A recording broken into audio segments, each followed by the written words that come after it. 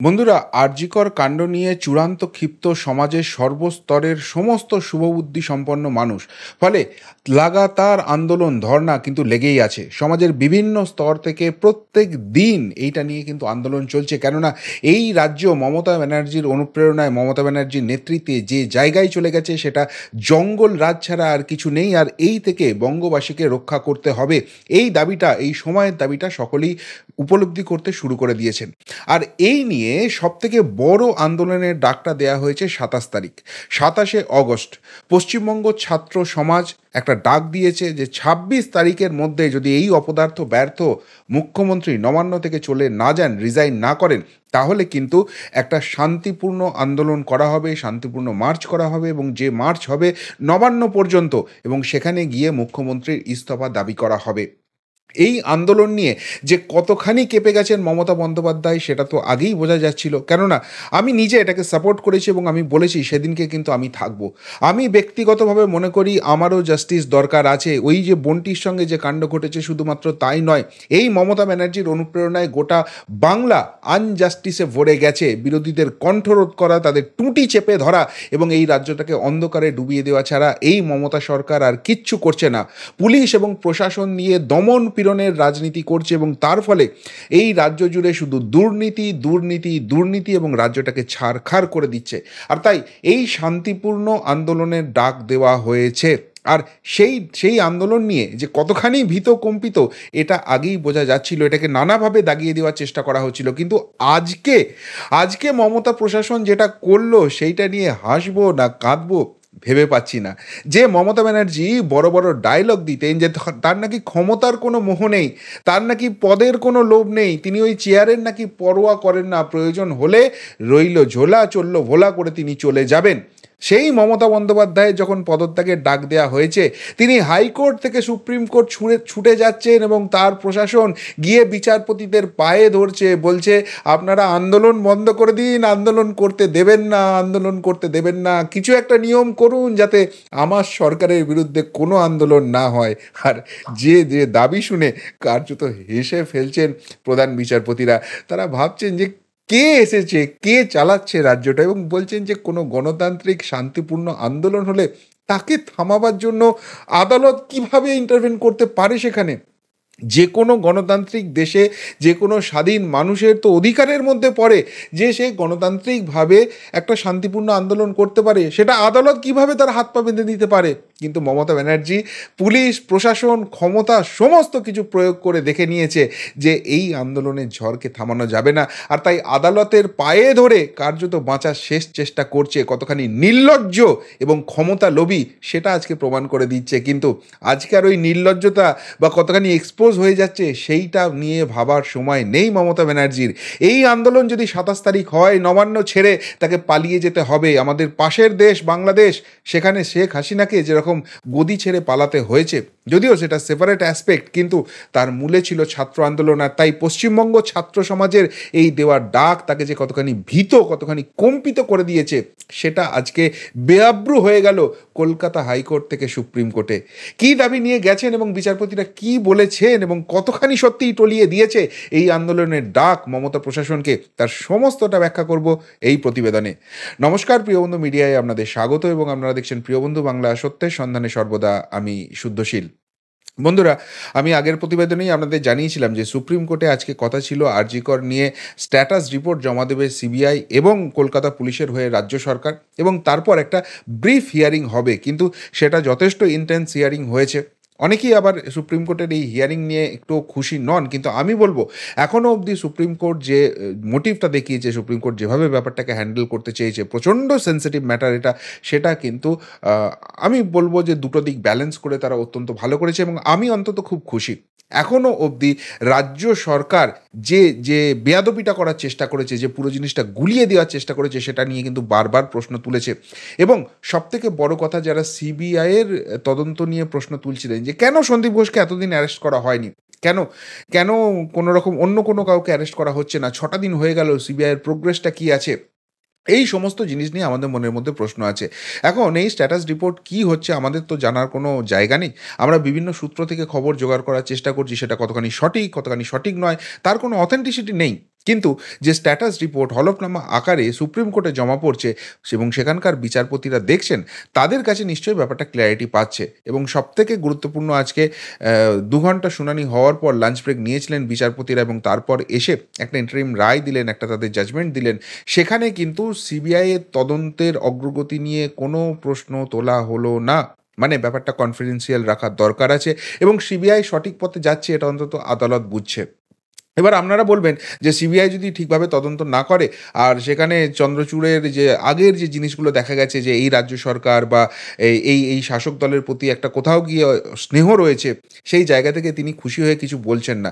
দেখুন, আবারও বলছি যে আমার মনেও এই চন্দ্রচূড় সাহেব নিয়ে অনেক প্রশ্ন ছিল, আমি অতীতে অনেক কথা বলেছি, কিন্তু এই কেসটা নিয়ে তিনি যেভাবে হ্যান্ডেল করছেন আমি এখনও অবধি তার কিন্তু পজিটিভ রেসপন্সই দেখতে পাচ্ছি। যাক, এরপর যখন রায়দান করছেন, আমি বলেছিলাম যে এই লাঞ্চে যাওয়ার আগে রাজ্য সরকারের যিনি আইনজীবী আছেন কপিল সিব্বাল, তিনি একটি এফিডেভিট জমা দিয়েছিলেন এবং সেটা শুধুমাত্র বিচারপতি এবং বিপক্ষে যিনি আছেন সলিসিটর জেনারেল তুষার মেহতা, তাকে তিনি পড়তে বলেছিলেন, বাকি কাউকে পড়তে তিনি দেননি বা তাদের হাতে সেই ডকুমেন্ট নেই।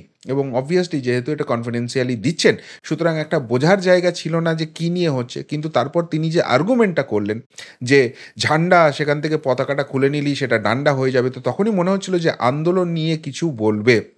এবার যে জায়গাটা স্পষ্ট হয়ে গেল সেটা হচ্ছে সোশ্যাল মিডিয়ায় কিন্তু পশ্চিমবঙ্গ ছাত্র সমাজ বলে একটি কেউ সংগঠন ডাক দিয়েছে যে ২৬ তারিখের মধ্যে যদি মুখ্যমন্ত্রী মমতা বন্দ্যোপাধ্যায় পদত্যাগ না করেন তাহলে ২৭ তারিখ দুপুর ২টোর সময় নবান্ন অভিযান হবে এবং দফা ১ দাবি ১ মমতার পদত্যাগ, উই ওয়ান্ট জাস্টিস, এই হচ্ছে স্লোগান। এবং আমরাও সেটা বলছি যে কোনো রাজনৈতিক দলের যদি ব্যানার হয় এবং পরবর্তীকালে জানতে পারি যে কোনো রাজনৈতিক দল এটা অর্গানাইজ করছে, আমরা কিন্তু নেই এর মধ্যে, কিন্তু যদি এটা সত্যি স্বতঃস্ফূর্ত জন আন্দোলনের ডাক দেওয়া হয় তাহলে আমি আছি এবং সর্বতভাবে 100% সাপোর্ট নিয়ে আছি। এবং আপনাদেরও বারবার কিন্তু জানাচ্ছি যে এই ২৬ তারিখের মধ্যে যদি সত্যিই উনি পদত্যাগ না করেন, আর পারা যাচ্ছে না, এবার কিন্তু ওনার পদত্যাগের দাবি নিয়ে জাতীয় পতাকা নিয়ে শান্তিপূর্ণভাবে ২৭ তারিখ কিন্তু সেই মিছিলে আমি পা মেলাবো, আমি নবান্নের দিকে যাব এবং সেখানে পুলিশকেও কিন্তু এতে আসার আহ্বান জানানো হয়েছে, কেননা তারাও এফেক্টেড, তাদের ফ্যামিলিও এফেক্টেড।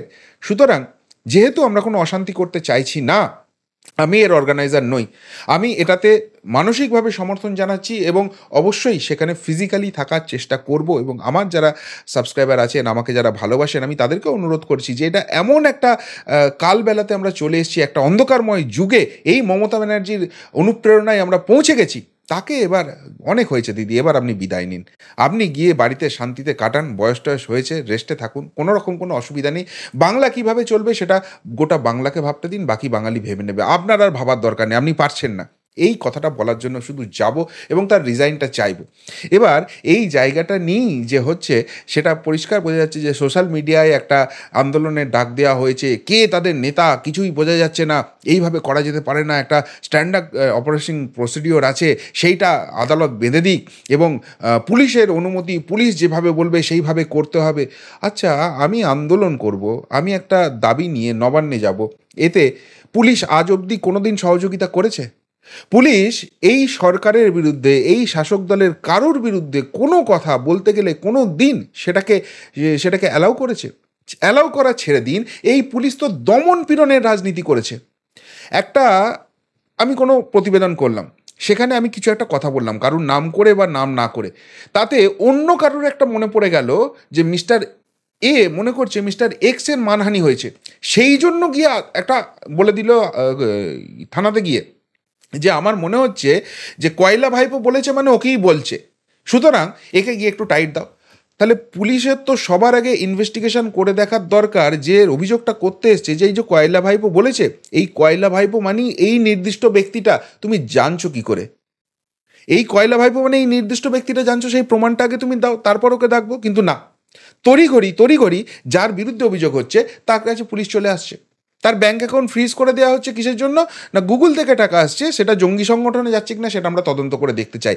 এই নচ্ছার পুলিশ কোনো সময় এই রাজ্য সরকারের বিরুদ্ধে কেউ কথা বললে তাকে অ্যালাউ করবে? যতবার বিরোধীরা এটা নিয়ে প্রতিবাদ করতে গেছে, মিছিল করতে গেছে, সভা করতে গেছে, প্রত্যেকবার আটকে দেওয়া হয়েছে এবং সেটা যে অন্যায়ভাবে আটকে দেওয়া হয়েছে সেটা আদালতে গিয়ে বারবার প্রমাণ হয়ে গেছে। আর এই কপিল সিব্বাল রাজ্য সরকারের হয়ে আবেদন করতে গেছে যে কারা আন্দোলন করছে সেই পারমিশন নিতে হবে, সব স্ট্যান্ডার্ড প্রসিডিওর করতে হবে, কোনো আন্দোলন করা যাবে না, এরকম একটা কিছু করে দিন। হেসে ফেলেছেন প্রধান বিচারপতি যে গণতান্ত্রিক দেশে কেউ শান্তিপূর্ণ আন্দোলন করতে গেলে সেটাকে আটকানোর ক্ষমতা কোর্টের আছে, কোন এখতিয়ারে কোর্ট আটকাবে? হ্যাঁ, কেউ যদি অশান্তি সৃষ্টির চেষ্টা করে সেখানে পুলিশের মতো করবে, কিন্তু এরা তো শান্তিপূর্ণ আন্দোলনের ডাক দিয়েছে। আসলে সবথেকে মুশকিল হয়েছে আমাদের রাজ্যে যে কোনো আন্দোলন হলেই সেটাকে দাগিয়ে দেওয়ার চেষ্টা করা হয়, এবং সেটা সবথেকে বেশি যিনি করেন তিনি হচ্ছেন এই রাজ্যের মুখ্যমন্ত্রী। তিনি সবসময় ব্যাপারটাকে ডাইলিউট করে দেওয়ার চেষ্টা করেন। আর সেই জন্যই দেখুন ওই 14 তারিখ রাত্রে যখন এই রাজ্যের সমস্ত নারী তারা সিদ্ধান্ত নিয়েছিলেন যে আমাদের ওই বোনটির পাশে থাকবো, আমাদের ওই কন্যাটির পাশে থাকবো এবং আমরা পায়ে পা মেলাবো, তাকে রাম বাম বলে দাগিয়ে দেওয়ার চেষ্টা হচ্ছে। এবং ওই শাসক দলের নচ্ছার যে মুখপাত্রগুলো সে যে বসেছিল, কে বলছে লাল হাইনা, অনেক কিছু কথা বলছে, কিন্তু আলটিমেটলি দেখা গেল জনগণের যে পথে নামা সেটা স্বতঃস্ফূর্ত হলো। সেরকমই এই 27 তারিখে যে নবান্ন চলো ডাকটা হচ্ছে, এটাকেও বিভিন্নভাবে দাগিয়ে দেওয়ার চেষ্টা হচ্ছে। কখনো বলা হচ্ছে রামবাম চক্রান্ত, কখনো বলছে শুভেন্দু অধিকারী পিছন থেকে এটাকে অর্গানাইজ করছে, কখনো বলছে বিজেপির ছদ্ম ছাত্র সংগঠন এটা করছে। এটাকে একটা দাগিয়ে দিতে হবে যাতে মানুষকে ডাইলিউট করে দেওয়া যেতে পারে, ডাইভার্ট করে দেওয়া যেতে পারে। কিন্তু এখনও অবধি বলছি, কোনো রাজনৈতিক দলের কোনো প্রভাব এর পিছনে আছে এরকম কোনো ইনসিডেন্ট আমার কাছে আসেনি, এরকম কোনো প্রুফ আমার কাছে আসেনি। এটা একটা স্বতঃস্ফূর্ত জন আন্দোলনের ডাক দেওয়া হয়েছে। এবং অবশ্যই রাজনৈতিক দলের বিভিন্ন ব্যক্তি থাকবেন, কিন্তু তারা থাকবেন ব্যক্তিগতভাবে, সেই রাজনৈতিক দলের ঝান্ডাধারী হিসেবে তারা থাকবেন না। তাই প্রত্যেকের হাতে থাকবে, যারা প্রোটেস্টে আসবেন, হয় ওই কোনো পোস্টার ব্যানার যেটা বলবে উই ওয়ান্ট জাস্টিস, বা দফা 1 দাবি 1 মমতার পদত্যাগ, বা থাকবে জাতীয় পতাকা, এবং সেই দাবিটা নিয়েই নবান্নের দিকে যাওয়া হবে। তো যদি পশ্চিমবঙ্গের প্রত্যেক বাড়ি থেকে একটা মানুষ আসে বা একটা বৃহৎ অংশের মানুষ আসে, তার মানে তারা প্রমাণ করে দেবে যে এই মুখ্যমন্ত্রীর উপর আর আস্থা নেই, তিনি এই রাজ্য চালাতে ব্যর্থ, যে রাজধর্ম পালন করার জন্য সংবিধানে হাত রেখে তিনি শপথ দিয়েছিলেন সেটা করতে চূড়ান্ত ব্যর্থ। এই রকম অপদার্থ লোক রাজ্যটাকে যতদিন মাথায় বসে থাকবে শেষ করে দেবে। সুতরাং আপনার বিরুদ্ধে কোনো ব্যাপার নেই, আপনি এখান থেকে চলে যান। হতেই পারে আপনি এখানে মনে করেছিলেন আপনি পারবেন, কম্পার্টমেন্টাল মুখ্যমন্ত্রী, কিন্তু আপনি পারেননি, আপনি এবার চলে যান। আবার বাংলার মানুষকে সিদ্ধান্ত নিতে দিন ওই জায়গাটায় কে বসবে, কে কিভাবে রাজ্য চালাবে। তো আপনি তো বলেছিলেন পদের মোহনেই ছেড়ে চুপচাপ চলে যান, কিন্তু না, এবার এটা পুলিশ দিয়ে প্রথমে দমন পীড়নের চেষ্টা হলো, প্রথম তো দাগিয়ে দেওয়ার চেষ্টা হলো, তাতে কারুর কোনো যে জায়গাটা মেনে নেওয়া, এই জায়গাটা প্রুভ করতে পারলো না। এটা না বিজেপি, না বামফ্রন্ট, না কংগ্রেস, কোনো কিছু দাগিয়ে দেওয়া গেল, এটা রাজনৈতিকভাবে কিছু করা গেল না। এরপর কি কারা এটা করছে সেই জায়গাটা জানতে হবে, তাদেরকে ভয় দেখাতে হবে, চাপ দিতে হবে, এবং এই আন্দোলনটাকে থামিয়ে দিতে হবে। সেইটা যদি করতে যায়, এবার দেখুন ছাত্র সমাজ ডাক দিয়েছে, যদি ছাত্রদের উপর পুলিশের লাঠি পড়ে, যদি পুলিশের গুলি চলে, যদি এমন কিছু কাণ্ড কারখানা করে যাতে এই ছাত্র সমাজের সামান্যতম ক্ষতি হয়, তাহলে কি বাংলা ছেড়ে দেবে? সেটা তো সত্যিই ওই শেখ হাসিনাকে যেরকম পালাতে হয়েছিল ওই জায়গায় পৌঁছে যাবে, সেটা খুব ভালোভাবে বুঝছেন। আর তার উপর যদি এরকম লাখে লাখে মানুষ সত্যিই নবান্নের দিকে হেঁটে যায় এবং বলে মুখ্যমন্ত্রীর পদত্যাগ চায়, তারপরও আর নির্লজ্জের মতো গদি আগড়ে পড়ে থাকতে পারবে? কোথাও গেলে তার কথা কেউ শুনবে? বলবে আগে পদত্যাগ করুন, আপনাকে মানি না মুখ্যমন্ত্রী হিসেবে, আপনি জোর করে আঁকড়ে বসে আছেন, এই জায়গাটাই তৈরি হয়ে যাবে।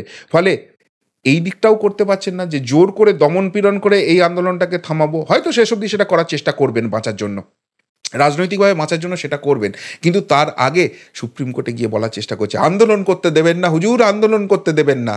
এত ভয়, আপনি তো লোককে থ্রেট করেছিলেন, আন্দোলন লগ্নে নাকি আপনার জন্ম, তাহলে এই স্বতঃস্ফূর্ত জন আন্দোলনটাকে ফেস করুন, দেখি আপনার কত বড় হিম্মত, নাকি সত্যিই ভয় পেয়ে গেছেন আপনি। তার পাশাপাশি আরেকটা খবর আমি পেলাম, যদিও এটা এখনও অথেন্টিক কিনা আমি জানি না, আমি চেষ্টা করছি এর অথেন্টিসিটি খোঁজ নেওয়ার। সেটা হচ্ছে কলকাতা হাইকোর্টেও নাকি একটা মামলা দায়ের করেছেন যে এই 27 তারিখের আন্দোলন কারা করছে, কিভাবে করছে, তাদেরকে স্টপ করিয়ে দেওয়া হোক। এটাই বয়ান কিনা বা এটাই দাবি কিনা জানি না, এরকম একটা মামলা কিন্তু রাজ্য সরকারের তরফ থেকে কলকাতা হাইকোর্টে করা হয়েছে এবং সেই মামলা গৃহীত হয়েছে। খুব সম্ভবত আগামীকাল বা আগামী পরশু সেই মামলা শুনানি হবে। আবারও বলছি, এর অথেন্টিসিটি এখনও আমি 100% চেক করতে পারিনি, এরকম একটা হয়েছে শুনেছি। আমার আইনজীবী বন্ধু যারা আছে তাদের মাধ্যমে খোঁজ নেওয়ার চেষ্টা করছি, পেলে অবশ্যই ডিটেলসে আপনাদের জানাবো। কিন্তু একটা কথা ভাবুন, এই শাসক দল, এই মুখ্যমন্ত্রী যিনি বারবার বিচারপতিদের, বিচার ব্যবস্থাকে গালাগালি করেছেন, যেহেতু তার বিরুদ্ধে, তার সরকারের বিরুদ্ধে বলেছে, তাদের অন্যায়ের বিরুদ্ধে এই আদালতগুলো রায় দিয়েছে, তিনি আজকে হাইকোর্ট থেকে সুপ্রিম কোর্টে গিয়ে বিচারপতিদের পা ধরে বলছেন আন্দোলন করতে দেবেন না, আন্দোলন করতে দেবেন না। আন্দোলন লগ্নে জন্ম, আন্দোলনেই নাকি মৃত্যু হবে, বড় বড় ডায়লগবাজি করা মমতা বন্দ্যোপাধ্যায় এতটা ভয় পেয়ে গেলেন? যদি ভয় পেয়ে থাকেন তবে সত্যি বলছি, ইয়ে ডর হামে আচ্ছে লাগে।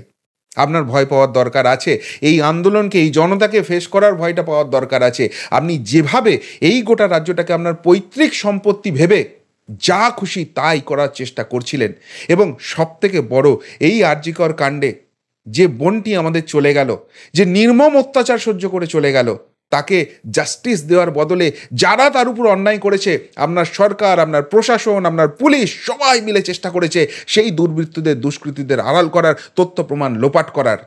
এই যে কাজটা আপনি করেছেন, এর কোনো ক্ষমা হয় না, হয় না, হয় না। আর তাই আদালতে গিয়ে এখন কান্নাকাটি করছেন। নিশ্চিতভাবে আদালতের রায় আসবে, এবং আদালতকে, আইনকে আমরা সম্মান করি, দেখা যাক কি বলে। কিন্তু আদালতও তাদের প্রাথমিক পর্যবেক্ষণে বলে দিল যে কোনো শান্তিপূর্ণ আন্দোলনকে এইভাবে আদালত হাত পা বেঁধে দিতে পারে না। ফলে যদি ২৬ তারিখ এখনও লজ্জা থাকে, সামান্যতম মনুষ্যত্ব আপনার মধ্যে বেঁচে থাকে, আপনি ২৬ তারিখের মধ্যে রিজাইন করুন মাননীয় মুখ্যমন্ত্রী। আর না হলে ২৭ তারিখ শান্তিপূর্ণ আন্দোলন হবে, নবান্নের দিকে যাত্রা হবে। আমি তো থাকবো, কে থাকবে আমি জানি না, আমি তো থাকবো। জাতীয় পতাকা হাতে নিয়ে আমি নবান্নের দিকে যাব, পকেটে একটা পদত্যাগপত্র থাকবে, সেখানে আপনি সই করুন, আপনি নবান্ন ছেড়ে যান। বন্ধুরা, কি বলবেন? যিনি বড় বড় ডায়লগবাজি করতেন, ক্ষমতার মোহ নেই, পদের লোভ নেই, যে কোনো দিন ছেড়ে চলে যেতে পারি, এইভাবে আদালতে গিয়ে বিচারপতিদের পায়ে ধরে কান্নাকাটি, আমাকে বাঁচাও, আমাকে বাঁচাও, আন্দোলন করতে দিও না, আন্দোলনে আমি কেঁপে গেছি, আন্দোলনে আমি ভয় পেয়ে গেছি, এই কাকুতি মিনতি আরতি দেখে? যদি কিছু বলার থাকে এই নিয়ে অবশ্যই কমেন্ট বক্সে কমেন্ট করে জানাবেন। এখনকার মতো এখানেই শেষ করলাম, ফেরত আসছি নতুন প্রতিবেদন নিয়ে খুব তাড়াতাড়ি। ভালো থাকবেন, সাথে থাকবেন, পাশে থাকবেন। নমস্কার।